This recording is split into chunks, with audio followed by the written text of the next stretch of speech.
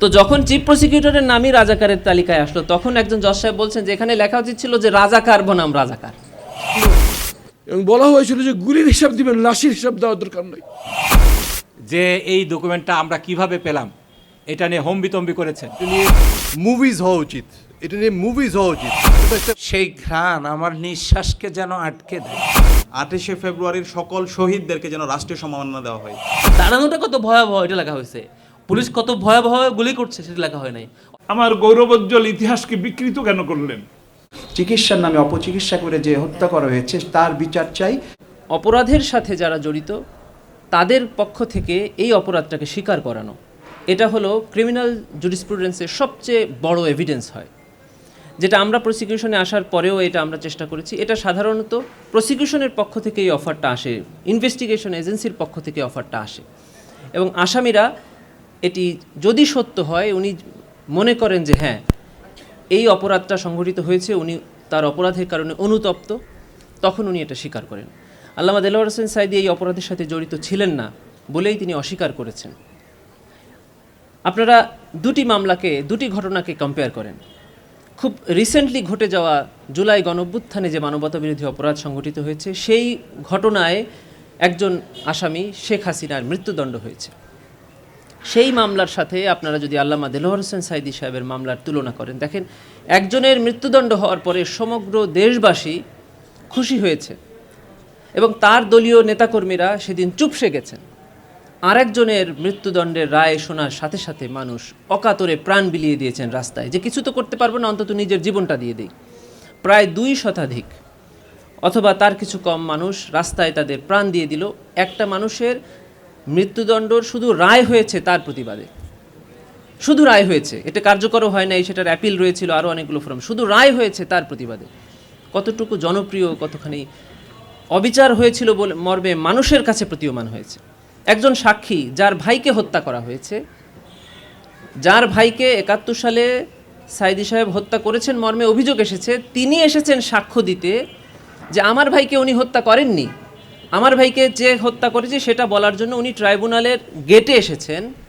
সেখান থেকে তাকে কিডন্যাপ করে নিয়ে যাওয়া হলো, ডিফেন্স টিমের গাড়ির মধ্য থেকে কিডন্যাপ করে নিয়ে যাওয়া হলো, যে সেখানে সিসি ক্যামেরা ছিল। তখন কোর্ট চলমান, এজলাসে বিচারপতি বসা আছেন। এই সময়ে বিচারপতির কাছে গিয়ে বলা হলো যে আপনার কোর্ট প্রিমিসেসে, যেটা আপনার এখতিয়ারভুক্ত, সেখান থেকে এই মামলার একজন সাক্ষীকে কিডন্যাপ করে নিয়ে যাওয়া হয়েছে আইন শৃঙ্খলা বাহিনীর মাধ্যমে। সিসিটিভি ফুটেজ আছে, আপনি এটা একটু দেখেন। উনি দেখলেন না, উনি কোনো অ্যান্সার দিলেন না। তাকে পাওয়া গেল ভারতের কারাগারে। তিনি আন্তর্জাতিক গণমাধ্যমে সাক্ষাৎকার দিয়ে বললেন কেন, কিভাবে তাকে গ্রেফতার করা হয়েছে, কেন তাকে আটক রাখা হয়েছিল। এখনও তিনি আপনাদের মাধ্যমে জাতিকে জানিয়ে দিয়েছেন যে তিনি যদি সেদিন ট্রাইব্যুনালে সাক্ষ্য দিতেন তাহলে ওই রায় প্রদান করা আর সম্ভব হতো না। এভাবে দিনের আলোর মতো সব পরিষ্কার হয়েছে। আপনারা জানেন খুব কিছুদিন আগে ওই মামলায় যারা সাক্ষ্য দিয়েছিল তারা ট্রাইব্যুনালে এসে একটা অভিযোগ করে গেছেন। এই সুখরঞ্জন বালি, যাকে কিডন্যাপ করা হয়েছিল, গুম করা হয়েছিল, এটাও কিন্তু এক ধরনের মানবতা বিরোধী অপরাধ। তিনি এই মানবতা বিরোধী অপরাধের অভিযোগে ট্রাইব্যুনালে ওই বিচারপতি সহ যারা যারা এই অপরাধের সাথে জড়িত তাদের বিরুদ্ধে অভিযোগ দায়ের করে গেছেন, যা ট্রাইব্যুনালে এখনও তদন্তাধীন আছে এবং তদন্তে প্রাথমিক সত্যতা আমরা পেয়েছি ইতিমধ্যে।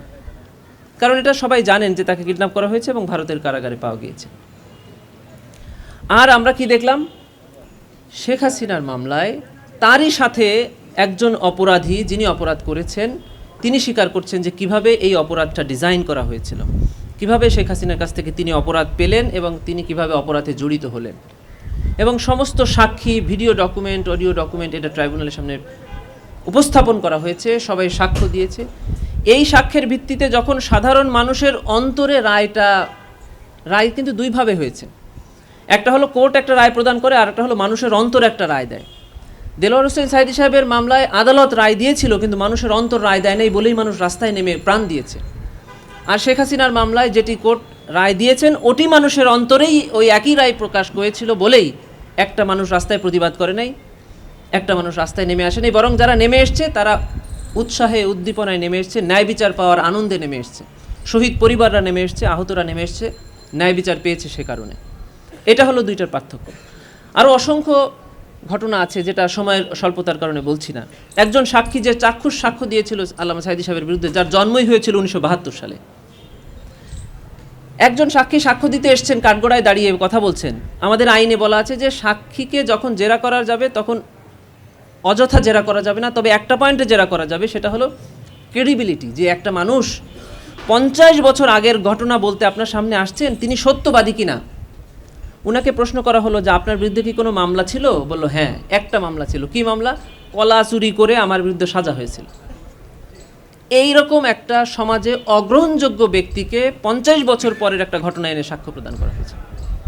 এরকমভাবেই মামলাগুলো করা হয়েছিল। ধরেন আমাদের এই জুলাই গণঅভ্যুত্থানের পরে বাংলাদেশে অসংখ্য মামলা হয়েছে না? এই মামলায় 300, 500, 1000 আসামি করা হয়েছে না? এর মধ্যে অসংখ্য ভুল আসামিও তো আছে। আমরা ডিফেন্স টিমের পক্ষ থেকে চ্যালেঞ্জ করেছিলাম যে 1971-এর পরে আজ পর্যন্ত 1971-এর ঘটনার সাথে আল্লামা দেলোয়ার হোসেন সাঈদী সাহেব জড়িত মর্মে কোনো একটা মামলা, কোনো একটা জিডি, কোনো একটা অভিযোগ, কোনো একটা বক্তব্য আপনারা দেখান যেটা ইমিডিয়েট আফটার অকারেন্স হয়েছিল, 72 থেকে 75-এর মধ্যে হয়েছিল। অন্তত একটা মামলায় 500 আসামি, তার মধ্যে একটা নাম্বার, ওনার 500তম নাম্বারে ওনার নামটা ছিল, এরকম একটা ঘটনা দেখাতে পারেনি, একটা জিডিও দেখাতে পারেনি, যেটা আমরা এখন হলে পারবো। 10,000 স্বাধীনতা বিরোধী রাজাকারের তালিকা প্রকাশ করা হয়েছিল 2015-16 সালের দিকে। আপনারা জানেন যে সেটা ছাপানো হয়েছিল সরকারি নথি থেকে, যে যাদের বিরুদ্ধে ওই সময় মামলা হয়েছিল, অভিযোগ আনা হয়েছিল, তারা যেন এই মামলার এই ঘটনা জানে। আপনারা জানেন যে সেই সময়ের চিফ প্রসিকিউটরের নাম সেই রাজাকারের তালিকায় ছিল। একদিন জজ সাহেবরা হাসি করে বলছিলেন যে ট্রাইব্যুনালে যখন মামলার তালিকা আসে তখন লেখা হয় যে চিফ প্রসিকিউটর ভার্সেস আল্লামা দেলোয়ার হোসেন সাঈদী, অথবা যে কোনো রাজাকারের নাম লিখে বলা হয় চিফ প্রসিকিউটর বনাম রাজাকার। তো যখন চিফ প্রসিকিউটরের নামই রাজাকারের তালিকায় আসলো, তখন একজন জজ সাহেব বলছেন যে এখানে লেখা উচিত ছিল যে রাজাকার বনাম রাজাকার। সেরকম একটি ট্রাইব্যুনাল আমরা দেখেছি। এখন আপনাদের একটা প্রশ্নের উত্তর দিয়ে আমি শেষ করবো, সেটা হলো যে ওই ট্রাইব্যুনালের সাথে এই ট্রাইব্যুনালের পার্থক্যটা কি? একটাই কথা, সেটা হলো 2024-এর গণঅভ্যুত্থানের পরে সেই ট্রাইব্যুনালের আইনকে আমরা সংশোধন করে ইন্টারন্যাশনাল স্ট্যান্ডার্ডে নিয়ে এসেছি। সেই সময় ট্রাইব্যুনালের আইনে পরিষ্কার করে বলা ছিল যে এটা বাংলাদেশের ডোমেস্টিক ট্রাইব্যুনাল, মানে অভ্যন্তরীণ ট্রাইব্যুনাল, এখানে আন্তর্জাতিক আইনের কোনো প্রযোজ্যতা নেই এবং প্রয়োজন নেই। 2024-এর গণঅভ্যুত্থানের পরে আইন সংশোধন করে পরিষ্কার করে বলা হয়েছে যেটা আন্তর্জাতিক অপরাধ ট্রাইব্যুনাল, এবং এখানে রোম স্ট্যাটিউটে যে আন্তর্জাতিক আইনের সংজ্ঞা দেওয়া হয়েছে সেই সংজ্ঞাটা পরিপূর্ণভাবে প্রযোজ্য হবে, এবং সেই আইন অনুযায়ী আমরা এখনকার বিচার করছি, যেটা স্বচ্ছ, নিরপেক্ষ এবং পৃথিবীর যে কোনো আদালতে আমরা চ্যালেঞ্জ করতে পারি। ধন্যবাদ সবাইকে। আসসালামু আলাইকুম রহমতুল্লাহ। 3টে বিষয় যেটা আপনারা জানেন, কিন্তু ভবিষ্যৎ প্রজন্মের জন্য এটা বিষয়ে আমাদেরকে অবশ্যই ডকুমেন্ট করতে হবে। একটা হচ্ছে স্কাইপ কেলেঙ্কারির বিষয়গুলো, স্কাইপের কনভারসেশনগুলো, যেগুলো আগে আমাদের হাতে ছিল, অনেক ডকুমেন্ট আমাদের হাতে নাই। আমি নিজেও যখন বসেছি লেখালেখি করবার জন্য অনেক ইনফরমেশন পাচ্ছি না, কারণ আমরা এটা প্রপারলি ডকুমেন্ট করিনি। এটা আমাদের একটা ব্যর্থতা, বড় ব্যর্থতা। শুকরঞ্জন বালি ঘটনাটা অনেকভাবে এসছে, কিন্তু এটাকে আবার ভালো করে আমাদেরকে রিভিজিট করা উচিত, এটা নিয়ে স্টাডি করা উচিত, এটা নিয়ে বই লেখা উচিত, এটা নিয়ে মুভিজ হওয়া উচিত। এটা তো একটা ভয়ঙ্কর ব্যাপার। কীভাবে একটা সাক্ষীকে ট্রাইব্যুনালের দ্বারপ্রান্ত থেকে তুলে নিয়ে অন্য একটা দেশে নিয়ে যাওয়া হয়েছে, কল্পনাই করা যায় না। এগুলো মনে হয় এটা হচ্ছে সিনেমার গল্পের মতো। বলা হয় না যে truth is stranger then fiction, আসলেই তাই। এবং থার্ড যে বিষয়টা, সেফ হাউস ডকুমেন্টস, এটা হয়তো আপনারা অনেকেই জানেন না যে সাঈদী সাহেবের মামলায় অনেক সাক্ষীকে ধরে নিয়ে আসা হতো এবং সেফ হাউস, তথাকথিত সেফ হাউসে রাখা হতো, এবং তাদেরকে বিভিন্নভাবে তাদেরকে প্রচারণা দিয়ে, তাদেরকে ইনফ্লুয়েন্স করে তাদেরকে সাক্ষী দেওয়ানো হতো আল্লামা সাঈদীর বিরুদ্ধে। এবং সেখানে এমন ডকুমেন্ট আমাদের কাছে পেয়েছিলাম, আমাদের হাতে ছিল, যে বলা হয়েছে যে গৌরাঙ্গ আছে, খুব ভালো সাক্ষী দিয়েছে, তাকে একটা পাঞ্জাবি দিতে হবে, তাকে মিষ্টি দিতে হবে। This was the manner in which the trials were conducted. এই ইনফরমেশনগুলো আমাদেরকে কালেক্ট করতে হবে এবং এটাকে নথিভুক্ত করতে হবে, যাতে মানুষ, ভবিষ্যৎ প্রজন্ম এটা জানতে পারে যে কী ধরনের অবিচার হয়েছিল বিচারের নামে। ধন্যবাদ। আসসালামু আলাইকুম। অঙ্গনে যোগাযোগের করার আমি দ্রুত আমার মোবাইলে একটি রিপোর্ট তৈরি করে সব জায়গায় প্রেরণ করছিলাম। আমার হাত কাঁপছিল, চোখ দিয়ে পানি ঝরছিল, নিজের ভিতরে চরম অপরাধবোধ কাজ করছিল যে পাখির মতো নির্বিচারে হত্যা করে মানুষ মারছে, আমরা কিছুই করতে পারছি না। সবচাইতে বেশি অবাক লাগলো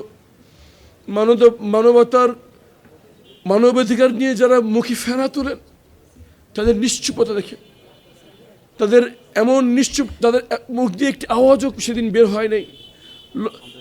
শত শত মানুষকে, নিরাপরাধ নিরস্ত্র পুরুষ নারী শিশুকে হত্যা করা হয়েছে সেদিন। আওয়ামী ফ্যাসিবাদী সরকার এটি দেখাতে চেয়েছিল যে তাদের পক্ষে কেউ নাই। এই জন্য আইন শৃঙ্খলা বাহিনীকে নির্দেশ দেওয়া হয়েছিল যে ওপেন গুলি করার জন্য, এবং বলা হয়েছিল যে গুলির হিসাব দিবেন, লাশের হিসাব দেওয়ার দরকার নয়। এইভাবে নির্বিচারে হত্যা করা হয়েছিল। আমি আমাদের যথেষ্ট আমরা চেষ্টা করেছি আন্তর্জাতিক মহলকে বিপদে ইনফর্ম করার জন্য। জাতিসংঘ থেকে সবকটি মানবাধিকার সংগঠন এই নিয়ে বিবৃতি প্রকাশ করেছিলেন, কিন্তু বাংলাদেশের একটি মানবাধিকার সংগঠন নিয়ে একটি কথা বলে নাই। বাংলাদেশের একজন মানবাধিকার কর্মী এটা উচ্চারণও করে নাই। এটাই আমাদের সমাজ হিসেবে ব্যর্থতা, মানবাধিকার কর্মীদের ব্যর্থতা, যে আমরা কিছু মানবাধিকার বিষয়ে কথা বলি, কিছু বিষয়ে মুখে কুলুপ মেরে থাকি। আমরা সেই বাংলাদেশের স্বপ্ন দেখি যেখানে সকল মানবাধিকারের বিষয়ে আমরা এইভাবে আওয়াজ তুলব। আমরা দেখবো না কে কোন দলের, আমরা দেখবো না কে কোন মতাদর্শের, আমরা দেখবো না কে কোন ধর্মের, আমরা দেখবো না কে কি কাপড় পরে, কে কার গায়ের রং কি, কার চেহারা কি। আমরা দেখবো শুধু মানুষ, এবং একজন মানুষের মানবাধিকার ক্ষুণ্ণ হলে আমরা সবাই এমনভাবে দাঁড়িয়ে যাব যেন আমার মানবাধিকার ক্ষুণ্ণ হয়েছে। সেই সমাজ দেখে যাওয়া তৌফিক সৃষ্টি করতে আমাদের দিন। সেই সমাজ অর্জনের জন্য সবাইকে আহ্বান জানাই, আসুন সবাই মিলে গড়ি নতুন বাংলাদেশ। আসসালামু আলাইকুম ওয়া রাহমাতুল্লাহি ওয়া বারাকাতুহু। এটা জাতি হিসাবে আমাদের ব্যর্থতা। শতাধিক মানুষ, শুধুমাত্র পুরুষ না, বরং এখানে মহিলাও ছিল অনেক। তাদের ভাগ্যে কি হয়েছে, তাদের পরিবারগুলা গত 10-12টি বছর কিভাবে সাফার করেছে, তার কোনো তদন্ত হলো না, তার কোনো বিচার হলো না। এটা আমাদের সামষ্টিক ব্যর্থতা বলে আমি মনে করি। এই যুদ্ধাপরাধ ট্রাইব্যুনাল যখন গঠিত হলো, তখন আমার ছোট ভাই আরমানের মতো আমারও ডুয়েল ক্যাপাসিটি ছিল। আইনজীবী হিসাবে আমাদের যে ডিফেন্স টিম ছিল সেটার কেস ম্যানেজার হিসেবে দায়িত্ব পালন করেছি। একই সাথে ভুক্তভোগী পরিবারের সদস্য হিসাবে আমাদের যে ফার্স্ট হ্যান্ড এক্সপিরিয়েন্স হয়েছিল, অবিচারের যে এক্সপিরিয়েন্সটা হয়েছিল, সেটা যে প্রপার ডকুমেন্টেশনটা দরকার ছিল সেটা আসলে এতদিনেও হয়নি। স্কাইপ কেলেঙ্কারির কথা আমার সিনিয়র বন্ধু বললেন। এর আগের যে ঘটনাটা, আরেকটি কেলেঙ্কারি হয়েছিল, সেফ হাউসে নিয়ে এই সাক্ষীদেরকে টিউটরিং করা হতো, যা আইনে রীতিমতো নিষিদ্ধ। এটার বিষয়ে যখন আমার দেশে রিপোর্ট আসলো, এটাকে আউটরাইট অস্বীকার করা হলো। পরে স্কাইপ কেলেঙ্কারির যে বিষয়টা আমরা দেখলাম, 2012 সালের ডিসেম্বর মাস, নিজামুল হক নাসিম, তার উপরে নির্দেশ তড়িঘড়ি করে একটা রায় দিতে হবে। শিরোনাম হয়েছিল গভর্নমেন্ট গেছে পাগল হইয়া, তারা একটি রায় চায়।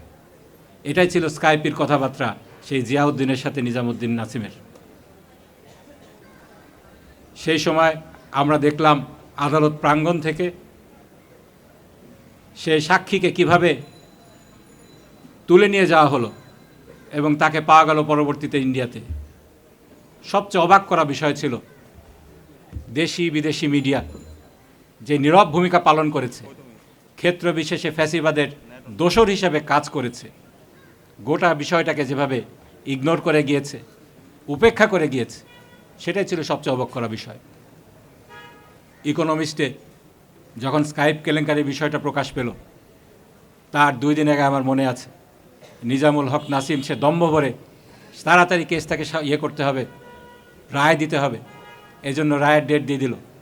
কিন্তু পরবর্তীতে ইকোনমিক্সে যখন এই স্কাইপ কেলেঙ্কারির ঘটনা আসলো, সে 11 তারিখে তাকে রিজাইন করতে বাধ্য হলো সে। পরবর্তীতে ফজলে কবিরকে সেই ট্রাইব্যুনাল 1-এর চেয়ারম্যান হিসেবে নিয়োগ দেওয়া হলো এবং আমরা দেখলাম ফেব্রুয়ারিতে সেই রায়টি দেওয়া হলো। আমার সিনিয়র বন্ধু ব্যারিস্টার ইমরান সিদ্দিকী যথার্থই বলেছেন, এই মামলায় যত অসঙ্গতি ছিল, অন্য কোনো মামলায় এরকম অসঙ্গতি আমরা দেখিনি। তা সত্ত্বেও সম্পূর্ণ অন্যায়ভাবে একটা খালি ঘটনা বলি, ইব্রাহিম কুট্টি নামে একজনকে হত্যা করা হয়েছে। সেই হত্যার পরিপ্রেক্ষিতে একটা এফআইআর দাখিল হয়েছিল। সেই এফআইআরটা আমরা কোর্টে দাখিল করেছি। সেটার সত্ত্বেও সেখানে আল্লামা দেলোয়ার হোসেন সাঈদীর নাম ছিল না, এই ঘটনার সাথে তার কোনো সংযোগ ছিল না। তারপরে এই মামলায় তাকে মৃত্যুদণ্ড দেওয়া হয়েছে। এটার যখন আমরা কোর্টে দাখিল করেছি, এটা সত্যতা যাচাই করার জন্য তৎকালীন অ্যাটর্নি জেনারেল স্বয়ং সেই বরিশাল কোর্টে গিয়েছেন, যে এই ডকুমেন্টটা আমরা কিভাবে পেলাম এটা নিয়ে হম্বিতম্বি করেছেন। তারা চুরি করবে, চুরি ধরায় দিতে গেলেও তখন এটা ছিল আমাদের অপরাধ। বিশাব আলী হত্যাকাণ্ডে তার ভাই এর ঘটনার সাথে আল্লামা দেলোয়ার হোসেন সাঈদী যে জড়িত ছিলেন না, এটা সাক্ষী দেওয়ার জন্য আদালতে এসেছিল, তাকে সেখান থেকে অপহরণ করে নিয়ে যাওয়া হয়েছে। এরকম অবিচারের ঘটনা আমরা প্রত্যেকটা মামলায় দেখেছি। উচ্চতর আদালতকে ধন্যবাদ দিতেই হয়। এটিএম আজহারুল ইসলামের মামলায় শেষ পর্যন্ত স্বীকার করে নেওয়া হয়েছে এটা ছিল ট্রাভেস্টি অফ জাস্টিস, বিচারের সাথে মশকরা, বিচার নামের প্রহসন। এই মামলায় আদালতের পক্ষ থেকে এই ভিকটিমের কাছে ক্ষমা চাওয়া হয়েছে। আমি মনে করি এই মামলায় যাদেরকে, এই ধরনের মামলায় যাদেরকে এইভাবে অন্যায়ভাবে হত্যা করা হয়েছে, বিচারিকভাবে হত্যা করা হয়েছে, প্রত্যেকেই এই রাষ্ট্রের কাছে ক্ষমা, রাষ্ট্রের কাছ থেকে সরি একটা পেতে পারেন এই আদালতের রায়ের আলোকে।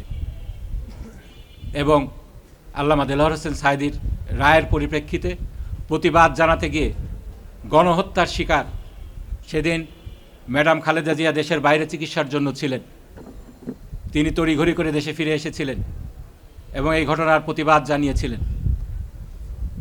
আমাদেরকে আজকে এই ঘটনার পূর্ণ তদন্ত সাপেক্ষে যারা দোষী ছিল তাদেরকে বিচারের মুখোমুখি করতে হবে।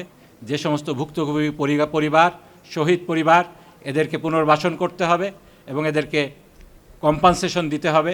এই দাবি জানিয়ে আমার বক্তব্য এখানেই শেষ করছি। আখিরু দাওয়ানা আলহামদুলিল্লাহি রাব্বিল আলামিন।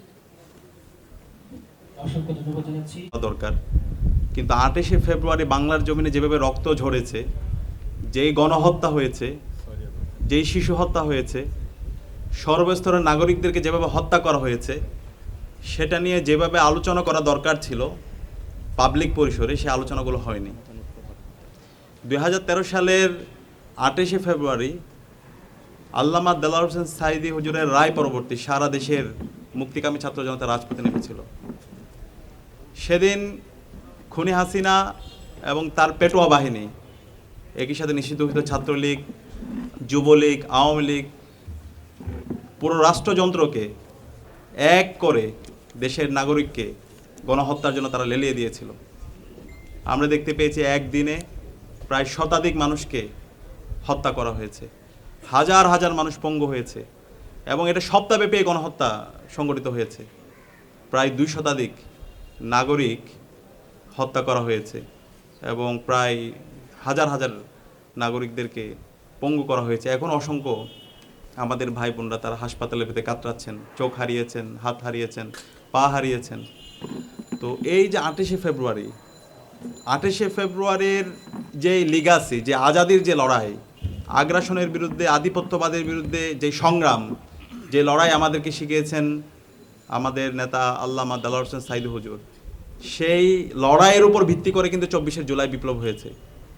24শে জুলাই বিপ্লবের যে শহীদরা আছে, শহীদদের ইমাম বলে আমরা শহীদ আবু সাঈদ, শহীদ ওয়াসিম, শহীদ আলী রায়হান, শহীদ শান্ত, শহীদ ইসমাম, অসংখ্য শহীদদের আপনি জীবনী পাবেন যারা আল্লামা দেলোয়ার হোসেন সাঈদী হুজুরের যেই আদর্শ, আল্লামা দেলোয়ার হোসেন সাঈদী হুজুরের যেই বয়ান, সেটাকে তারা লালন করত, সেটা ধারণ করত এবং তাদের ফেসবুক স্ট্যাটাসের মাধ্যমে তারা ওই সময়ে তাদের আকাঙ্ক্ষার কথাগুলো বলেছে।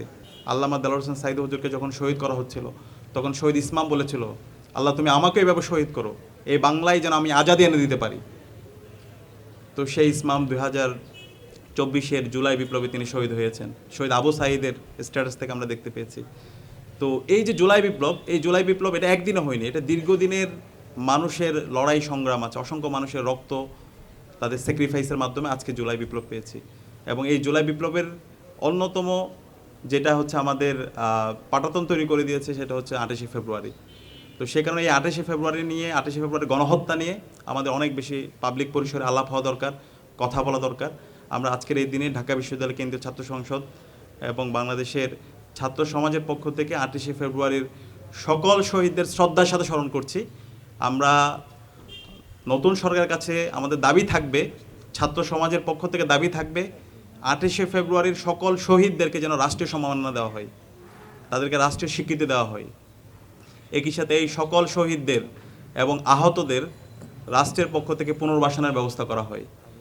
এবং একই সাথে এই 28শে ফেব্রুয়ারি খুনি হাসিনা এবং তার দোসররা যারা গণহত্যা এবং শিশু হত্যা করেছে, 2000 আমাদের ভাই বোনকে শহীদ করেছে এবং হাজার হাজার আমাদের ভাই বোনদেরকে পঙ্গু করেছে, যারা এই খুনের সাথে গণহত্যার সাথে জড়িত আছে, তাদেরকে যেন এই বাংলার জমিনে বিচার আওতায় নিয়ে আসা হয়। এটার জন্য যেন একটা কমিশন, স্বাধীন কমিশন গঠন করা হয়।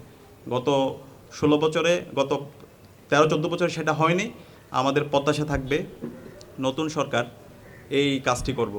এবং একই সাথে ওই সময়ে যারা জাতীয় নেতৃবৃন্দ ছিল, জাতীয় নেতৃবৃন্দদের বিরুদ্ধে বিভিন্নভাবে তাদের বিরুদ্ধে অপবাদ দিয়ে বিচারের নামে অবিচার করা হয়েছে, যেটা আমরা এটিএম আজহার ভাইয়ের রায় পরবর্তী বিচার বিভাগ থেকে, কোর্ট থেকে যেটি বলা হয়েছে, এটা বিচারের নামে অবিচার হয়েছে, একজনের বিচার অন্যজনের উপর দায় দিয়ে দেওয়া হয়েছে।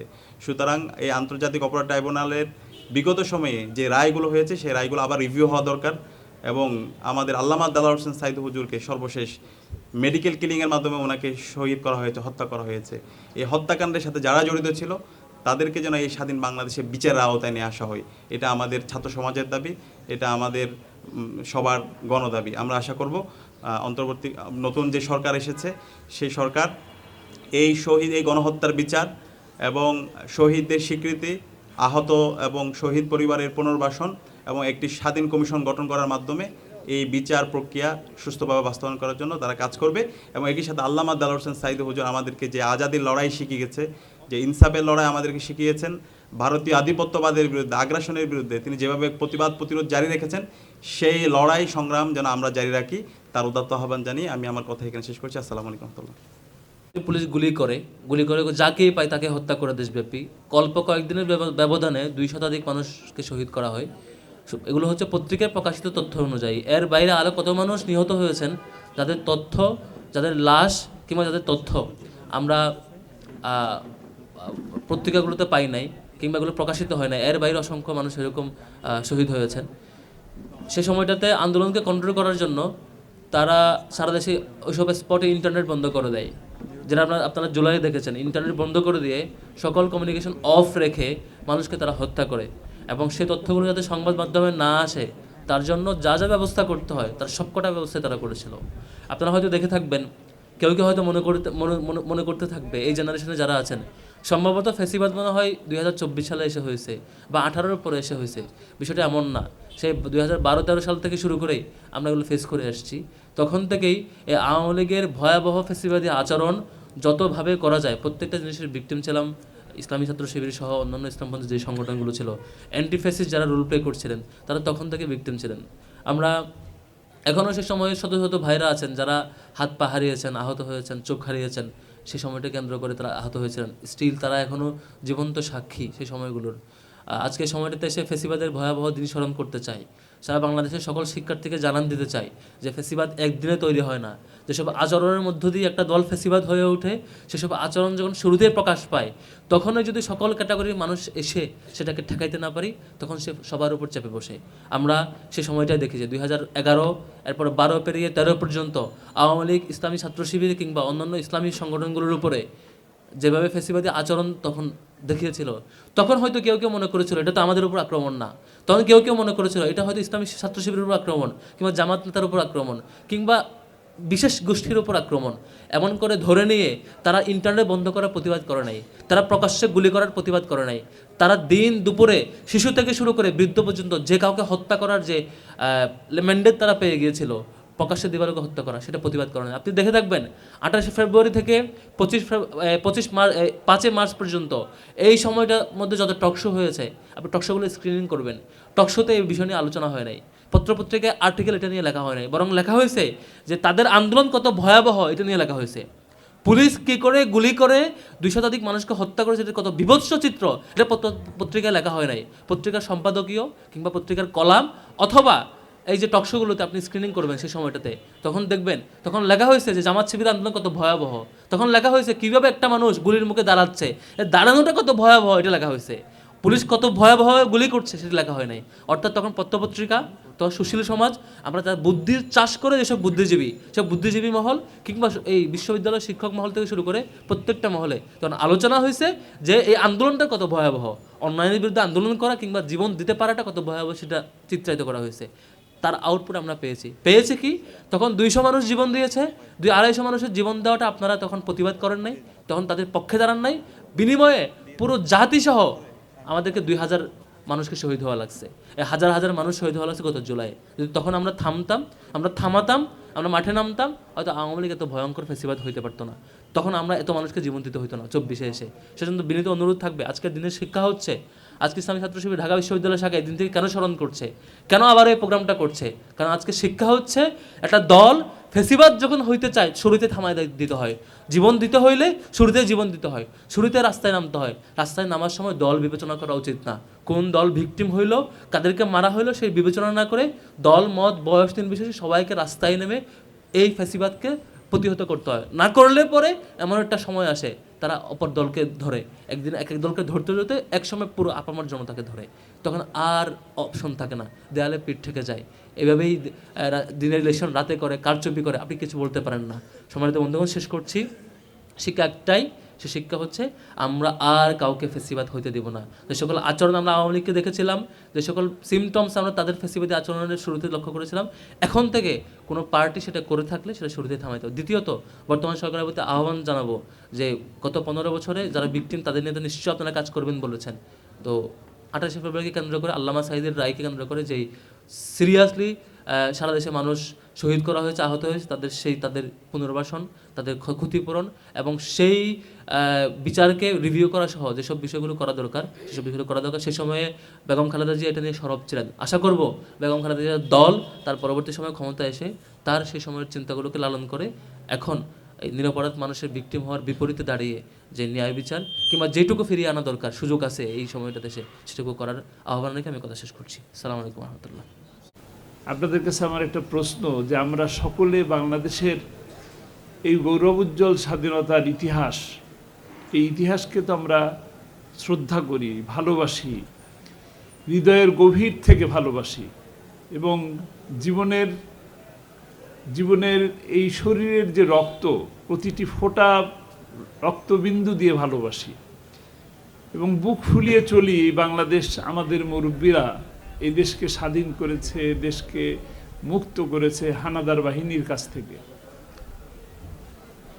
আমরা পরবর্তী প্রজন্ম, আমরা এর একটা সঠিক ইতিহাস গোটা জাতির কাছে পেতে পারতাম, কিন্তু এই ইতিহাসকে অতীতে যারা ক্ষমতায় ছিলেন তারা ইতিহাসকে নিজের মতন করে ব্যবহার করছে। আজকে আমি স্মরণ করি শরীফ ওসমান হাদিকে, যে কিনা সত্যের কথা বলতে যে জীবন দিয়েছে। আল্লামা সাঈদী তার স্টেজের মধ্যে কথাটা বলতেন যে গুলি আসবে, বুক পুঁতে নেব। একটি কথা তো খুবই বিখ্যাত ছিল, 500 বছর বিড়ালের মতন বেঁচে থেকে কোনো লাভ নাই, 1 ঘন্টা সিংহের মতন বাঁচতে চাই। কিন্তু আমার প্রশ্ন, তাকে মারার জন্য তো স্টেজে মারতে পারতেন, বাড়িতে এসে মেরে ফেলতে পারতেন। আমার গৌরবোজ্জ্বল ইতিহাসকে বিকৃত কেন করলেন? আমি আজকের নির্বাচিত মাননীয় প্রধানমন্ত্রী এবং আজকের জাতীয় সংসদের কাছে প্রশ্ন রাখব, আবেদন রাখব, দাবি রাখব, স্বাধীনতার ঘোষক এটাকে নিয়েও যেভাবে বিকৃত করা হয়েছে, সরকারের পক্ষ থেকে তাকে যে উপাধি দেওয়া হয়েছে সেই উপাধি পর্যন্ত তারা ফ্যাসিস্টরা নিজের গদিকে সংরক্ষণ করার জন্য, কুক্ষিগত করার জন্য তাকে হেনস্থা বা এমন কোনো কথা, অপমানজনক কথা এমন কোনো কথা বাদ রাখেন নাই যেটা শহীদ প্রেসিডেন্ট জিয়াউর রহমান সম্পর্কে বলেন নাই। আমি প্রতিশোধের কথা বলবো না, কিন্তু আগামী যে প্রজন্ম, আমরা যতটুকু দেখে আসছি, আর এখন যারা আছেন তারা তো কিছুই দেখেন নাই, তারা 24 দেখছেন। আমি চাই, আমরা চাই বাংলাদেশের মানুষ এই ফেব্রুয়ারি মাসের 52কে জানুক, আবার মার্চের 71কে জানুক, সেই সাথে বাংলাদেশের মানুষ 24কেও সঠিকভাবে জানুক। আমি সেই জানানোর জন্য সরকারে যারা দায়িত্বে থাকবেন তাদের প্রতি আহ্বান জানাচ্ছি।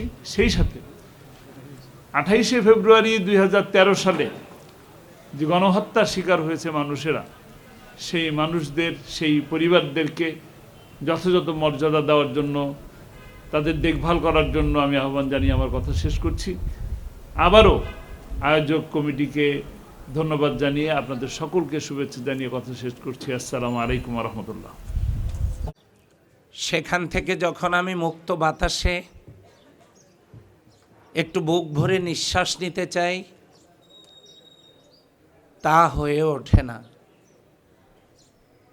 শহীদ আবু সাঈদের রক্তের ঘ্রাণ, শহীদ মুগ্ধ,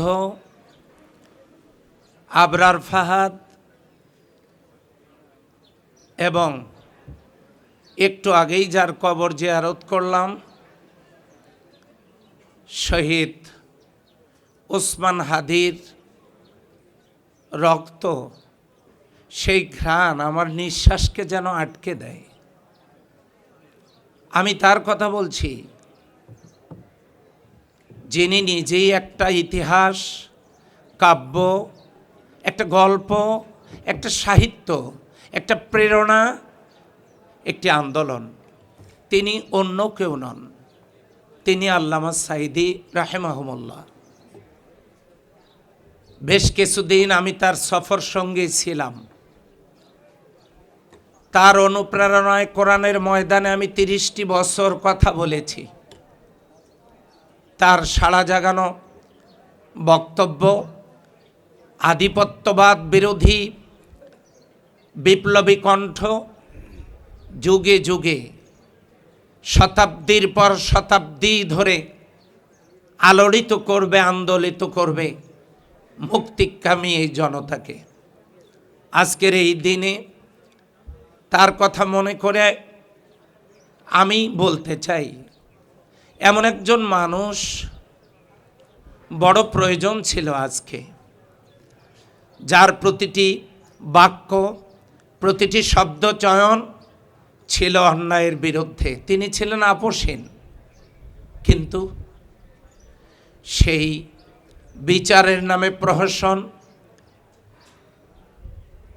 তাকে সহ এদেশের যারা আমাদের প্রেরণার উৎস, তাদেরকে নির্মমভাবে শহীদ করে দেওয়া হয়েছে। সময় এসেছে, সময় আসবে সকল অন্যায়ের জবাব দেয়ার। আজ আমি বলতে চাই, যে মেধাবী মুখগুলো এখন আমার সামনে, তারা নিজেদেরকে এমনভাবে গড়ে তুলবে